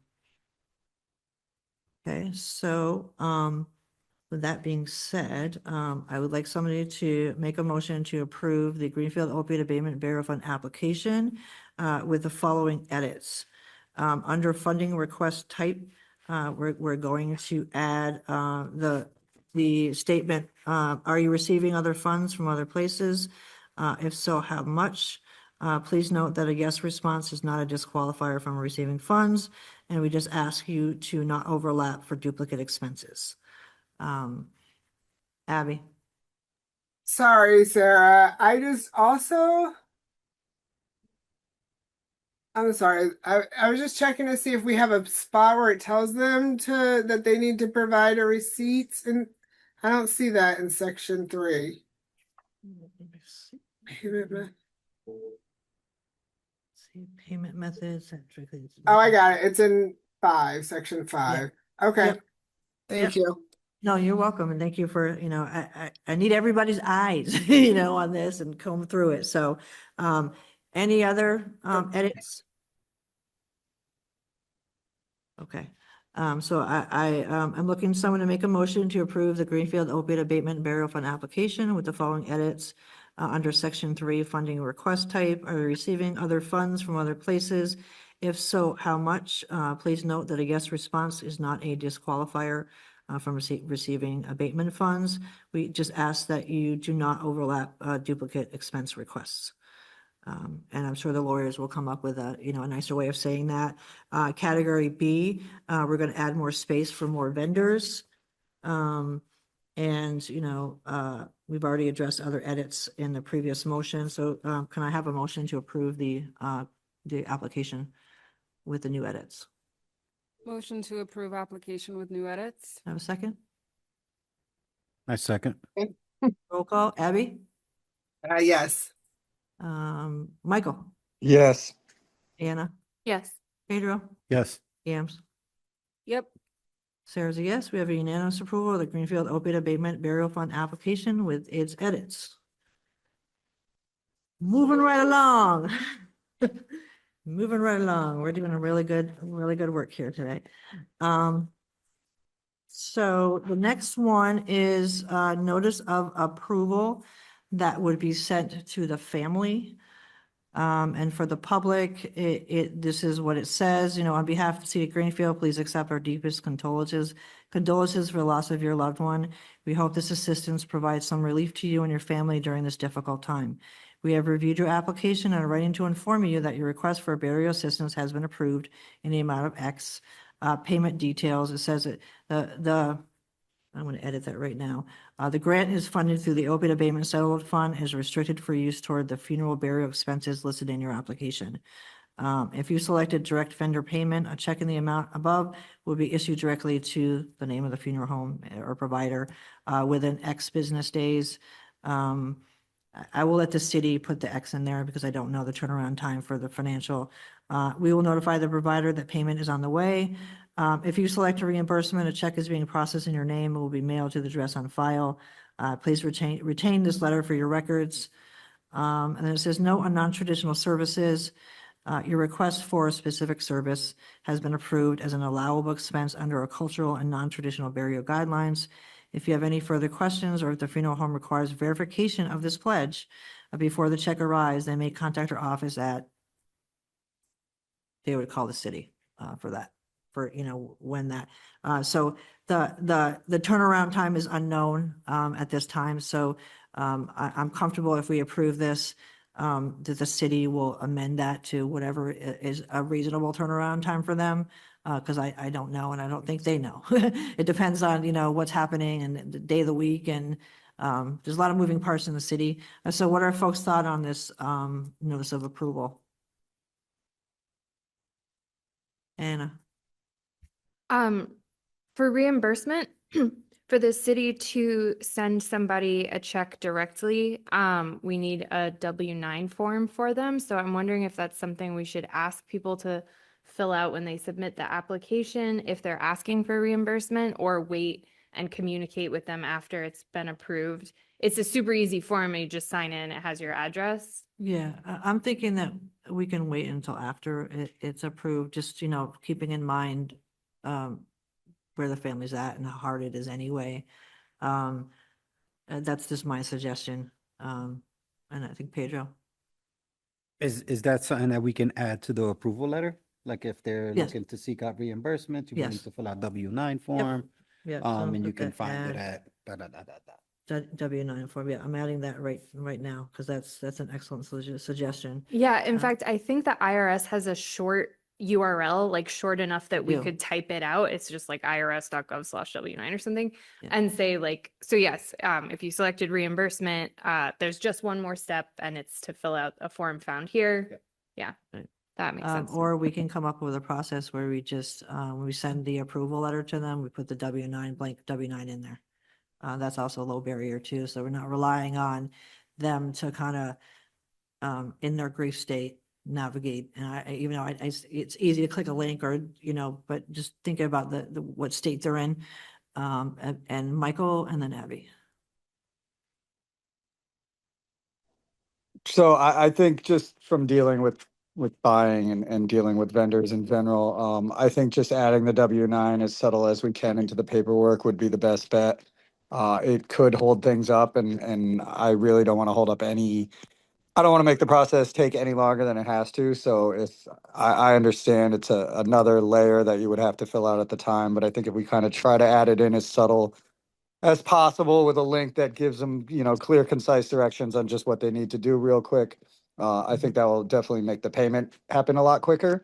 Because I think it would be worse if something comes up and we have a whole debacle with trying to get a W-9 out and then we're struggling to get the money to them. Yeah, agreed. I agree. Thank you, Michael. And Abby?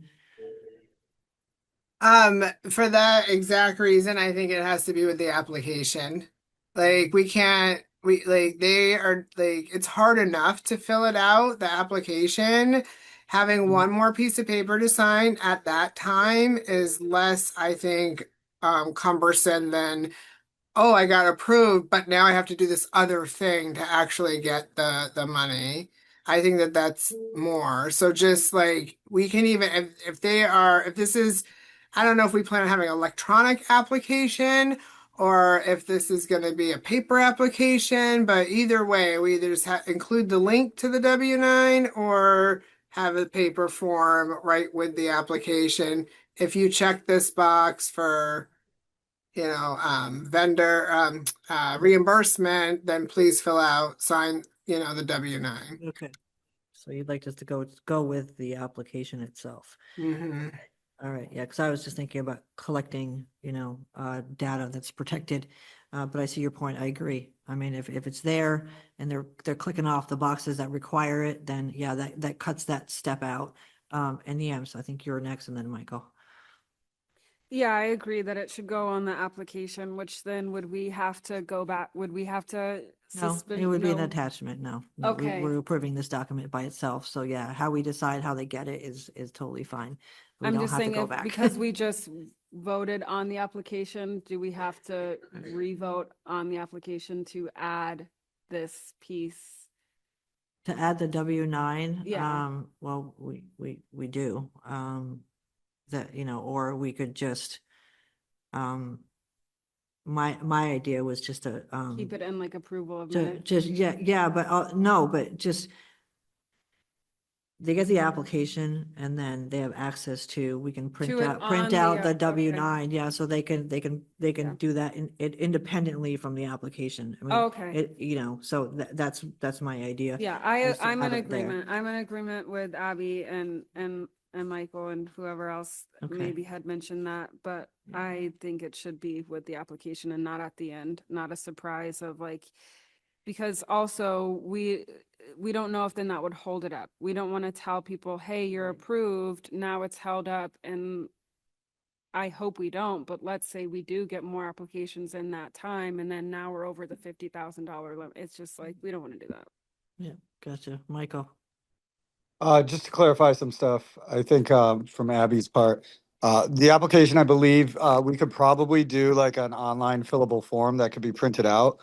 But Yeah. I'm not aware of the town and I don't think Anna is either of any electronic signatures that we can accept. We don't work with an electronic signature company or anybody that does any of that. So I think no matter what, the signatures are gonna have to be live. So in some form, I think you might be able to fill out the application online, but I think the paperwork and the final product is gonna have to kind of be paper and dropped off somewhere. Yeah, agreed. And I think, did you have your hand raised, Anna? No? So it sounds like, the notice of approval, seems like everybody, is cool with the way it's written. And, I agree, we can add to our process that, when we hand somebody an application, the W-9 will go with it, and saying, if you're thinking of a non-traditional cultural burial, you only need to fill this out for that reason, because I think that will also reduce the downtime and because I'm in agreement with all of you, we don't want to create more stress for the families. We don't want delays. Unfortunately that, we know that ME reports are delayed statewide and nationally. I mean, they just can't keep up with the amount of folks that are dying. And we don't want families to wait either. So, can I hear a motion to approve the notice of approval? I'll make a motion to approve. Okay, can I hear a second? I'll second. Okay, Abby, how do you vote? Yes. Okay, Yams, Yes. Pedro, Yes. Anna, Yes. Michael, Yes. Sarah, yes. We, unanimous approval of the City of Greenfield, Mass. Opioid Use and Prevention Commission notice of approval for the abatement burial fund application. Whew.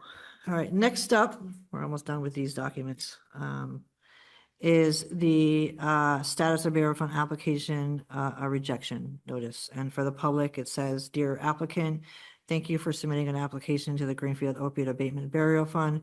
We are truly sorry for your loss and appreciate you reaching out to us. After after careful review of your application, we're unable to approve your request at this time for the following reasons. Residency requirements, I'm sure we're gonna have conversation about cause of death verification, ineligible expenses, other, maybe they do have a duplicate that's, for the full cost of the burial, those kind of things. Can this be fixed? If you believe this decision was made in error or you have additional documentation, such as a coroner's letter or proof of address that was not included in your original application, you may submit a request for reconsideration within 14 days of this letter. Please contact and that will be the mayor's office that they contact to discuss alternative resources or other general assistance programs that may be available to help you with sympathy. So what are some folks' thoughts about this? I already know that the cause of death verification is challenging. As discussed before, Michael Thoreau has access to vital records that could give us insight into that. And if there's some confusion about that, then I have personally called an ME about a family member that, we were seeking information and they can give an unofficial. They're not going to say this is the official ME report. They're going to say this is the unofficial. And we can go with that. So, and it says very clearly that the documentation provided did not confirm the passing was related to substance use, which is a requirement for these specific opiate abatement funds. Any edits or thoughts about this document? Anna? How do they submit a request for reconsideration? Is that a separate form or can they just contact the person that sent this letter? Yeah, they could just contact the person that sent the letter. And it's just, maybe you can submit an appeal. Maybe that's a better language. Instead of having that request for reconsideration, just, you may submit an appeal. Or you Which is may, just yeah. handwritten, their own words, and then supplying any documentation that they didn't have.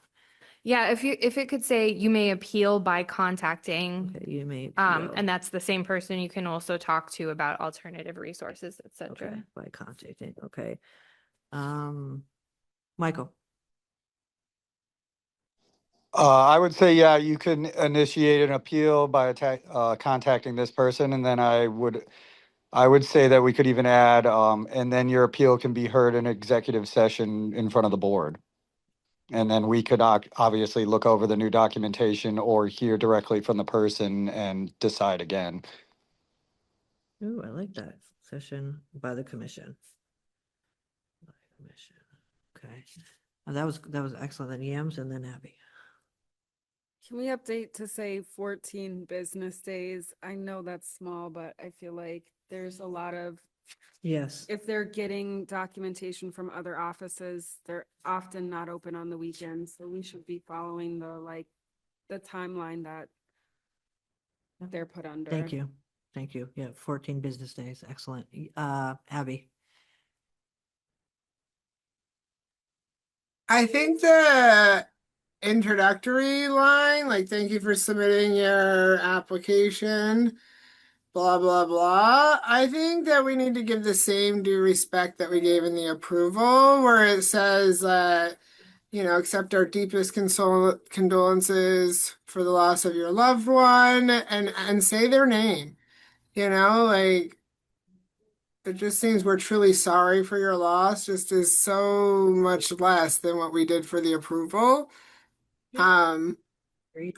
And then I think one of the reasons has to be that there's no more funds available for this year, Oh, okay. right? Because if we only have 50,000 and maybe it's December. Yeah, that needs to be clearly stated. Yeah, thank you, Abby, because And is it a calendar year or a fiscal year? calendar year. I think we put calendar. Was it? Oh, it was fiscal. Sorry. Thank you, Fiscal Anna. It was fiscal. So that's July? July. July. Well, June 30th is the June last day 30th. of fiscal year. So, for this fiscal year, and I will put, June 30th, just so they have a framework of when because, most folks who don't deal with financial don't know when the fiscal year ends. So, awesome. Any other edits?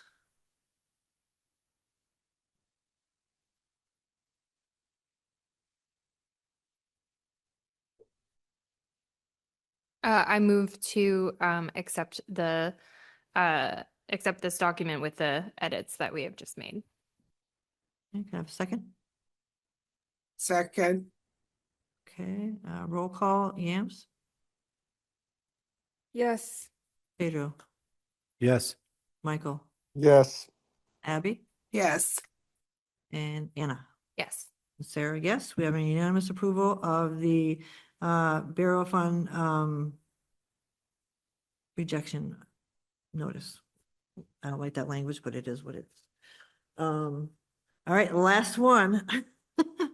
Last one, and for the public, the last document is a vendor pledge, which is a fast track form for funeral homes. So it's addressed to the funeral home, attention funeral director from the city of Greenfield Opioid Abatement Fund, confirmation of payment pledge for the decedent's name.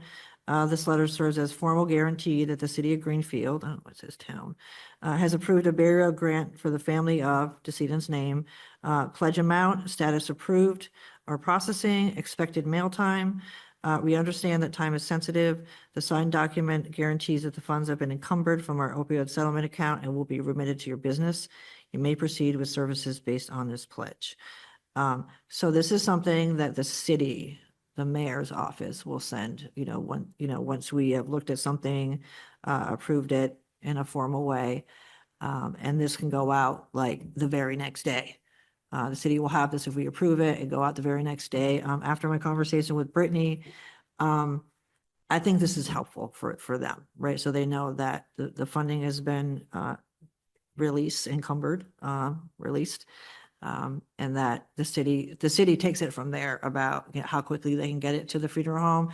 But, the funeral home will take the city's word, that, hey, the funds are coming. So that's sort of why I created that to ease the anxiety from the funeral home end of it, who has to have payment. So any edits, I mean, besides the town of Greenfield, Anna? I think this is wicked smart way to notice the bureaucratic hiccups and problem solve around them. And I just have to say, I guess I'm not sure I would feel comfortable voting on it tonight without running it by the city's treasurer. And it's just because it could be construed as a contract essentially to make a payment, and that's about as far as I know. Then I just get in Okay. territory where I get uncomfortable. So Yeah, no, But that's fair-minded. and we thank- should have something like this. Thank you for 100%. that lens. I'm gonna agree with you. I'd rather have the city, the financial department, the treasurer, or whoever, that needs to do that. So I would like to, if somebody wants to make a motion to table this, just this one, for next month until we can get some clarification from the city, legal department and the financial department to make sure that we're not in trouble. I make a motion to table this till we get more information from the city treasurer. Thank you. I have a second? I'll second. Okay, and roll call, Yams, Yep. Abby, Yes. Pedro, Yes. Anna, Yes. Sarah, yes. So we unanimously approve to table the vendor pledge until next month so we can get some legal opinions and opinions from the financial department on this pledge. Good job, everybody. That was a lot. So let's see where we're at now. So we looks like we are on new business. So new business is the creation of subcommittees. So I think what I heard is that we're not ready to vote on that this month, the creation of subcommittees based on our conversation in the beginning of the meeting. Michael? I'd like to make a motion to table it. I think we need a little more information on which subcommittee we would think is best. I think we need more discussion on that. I'd like to just kind of probe on why we can only have one subcommittee myself as well. And then I think we need a little more discussion on that. Okay, so there's a motion on the floor. Can I hear a second? Second. Okay, roll call, Yams,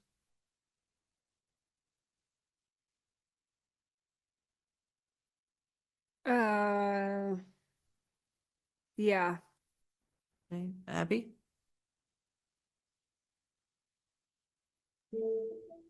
Yes. Pedro? Yes. Anna? Yes. Michael? Yes. And I vote yes, so we have unanimous to table this to next month until we have further clarification. And there needs to be more discussion as well. Pedro? I guess I had a quick question on this though. Like, how we getting more information? Are we meeting next month to open it up for conversation? Yep. Okay. And I will reach back out to the city for further clarification. On, maybe the mayor will join us next month and And- we can have a conversation. And if so, like if we're reconvene next month to have this conversation, can we just have like clarity on the role of Mhm. the outreach subcommittee and what their duties would be Yep. in comparison to the burial fund Yeah. subcommittee? And it 'Cause- gives people time to digest too, Yeah. more, based on our conversation this evening to really just think about it and and strategize, and then we can reconvene next month and, because I definitely will circle back to the mayor and get some, understanding. I understand the city's maxed out with a lot of these meetings and stuff, so we want to be respectful of that as well. So the next item B is a discussion on public communications. The chair will report on consultation with Greenfield Communications Director Jonathan Weber regarding the creation and management of a commission Facebook page. So I have bad news. The city is not allowing any other official city pages at this time. But what he did offer was that anything that we wanted to post on the city Facebook page in terms of education and letting people know, all the things that we talked about last month, that we could do that through the city's page. I did fight really hard with him, not really fight, but I had a robust conversation about why, and that it would simply just be an educational page. There would not be any dialogue, because again, we'd run the risk of open meeting violations inadvertently just by having natural organic conversations with the community. So that's where that stands right now. And I see that Michael has his hand raised.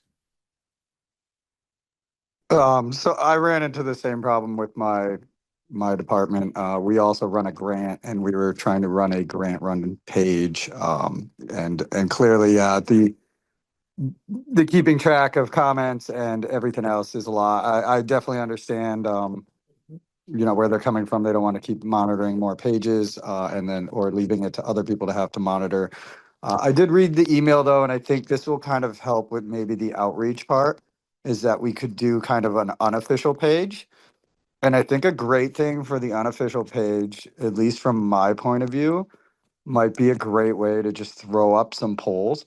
I know that when I go online and I see polls and stuff, and even on Instagram or whatever else, and I know that, nobody really knows it's me voting, things like I vote in a lot more polls as I'm more of, an unofficial person, just clicking a button and giving my opinion. So I think that might be a great way to kind of do some of the outreach also, just from a little unofficial page perspective, that maybe we can just put things up but not make it officially a town page or the opioid commission page, just an informational reaching out to the public kind of page. I think that would be a great idea.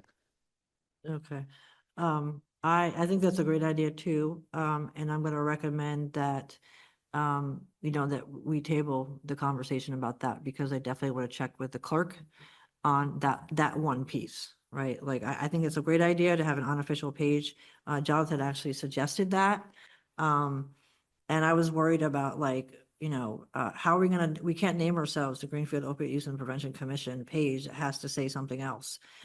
So, we can also think about that for next month of like, if we do have an unofficial page, what should we name it?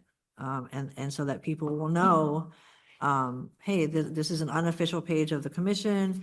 We're gonna have, informative stuff, and I love your poll idea, because that's a way to access the community as well, is to have, something like that, where folks can, chime in anonymously you know, if they want to. So how do folks feel about tabling this conversation until next month? Until we have a definitive. Can I hear a motion for that? I'll make a motion to table it. Okay, can I have a second? Second. Okay, Yams, Yep. Pedro, Yes. Abby, Yes. Michael, Yes. Anna, Yes. Sarah, yes, we have unanimous approval to table the discussion about an unofficial commission Facebook page until next month. And then that leads us to our next segment. The Opioid Use and Prevention Commission votes to enter into executive session for reason number 7 to comply with or act under the authority of any general or special law or federal grant and requirements pertaining to Mass General Law, Chapter 38, Section 21A7, to review and discuss Federal Health Insurance Portability and Accountability Act of 1996 protected health information pertaining to burial fund. Application 2026_2 for the purpose of deciding whether the estate of the decedent is eligible for and should receive funding from the Greenfield Opiate Settlement Burial Fund. Before we vote, I just want to alert the public to about what's going to happen. So when we vote to go into an executive session, we're going to ask you folks to leave the room, and we're going to close the doors for the folks on Zoom. The committee members, we're going to be turning off recording, and we're turning off our microphones and cameras. For the members on Zoom, you will be put in a breakout room in accordance with the regulations regarding executive session, and we consulted the clerk, both Ann and I, to make sure that we are in compliance. So can I hear a motion? Anna? If you could just state what will happen after the Yes, executive session. thank you. Yep. Thank you. That's an important piece. So when we're done discussing, we will return to open session. We will, let you back in, and we will record the vote without the protected information so that the public can hear us vote on this request. So Anna, would you make the motion, please? Yes, I will. I move that the Opioid Use and Prevention Commission votes to enter into executive session for reason number 7 to comply with or act under the authority of any general or special law or federal grant and aid requirements pertaining to Mass General Law 30A, Section 21A7, to review and discuss Federal Health Insurance Portability and Accountability Act, HIPAA of 1996, protected health information pertaining to burial fund application 2026_2 for the purpose of deciding whether the estate of the decedent is eligible for and should receive funding from the Greenfield Opioid Settlement Burial Fund. Can I have a second, please? I'll Second. second. Okay. Abby? Yes. Yams? Yes. Pedro? Yes. Anna? Yes. Michael? Yes. Okay, we have unanimous consent to enter into executive session at 6:59 PM. And I just have to announce that we're now in open session. So we have entered open session. We're reopening open session at 7:12 PM. Is that- Uh-oh, okay, we'll hold off then.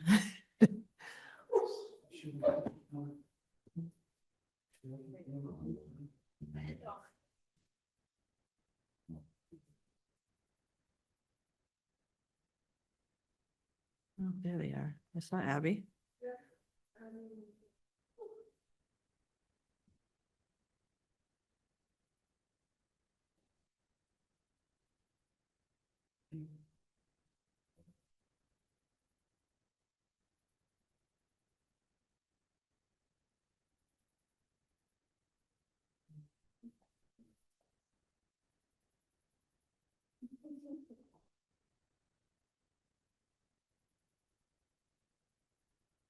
Did you end the breakout room? Yep. Okay.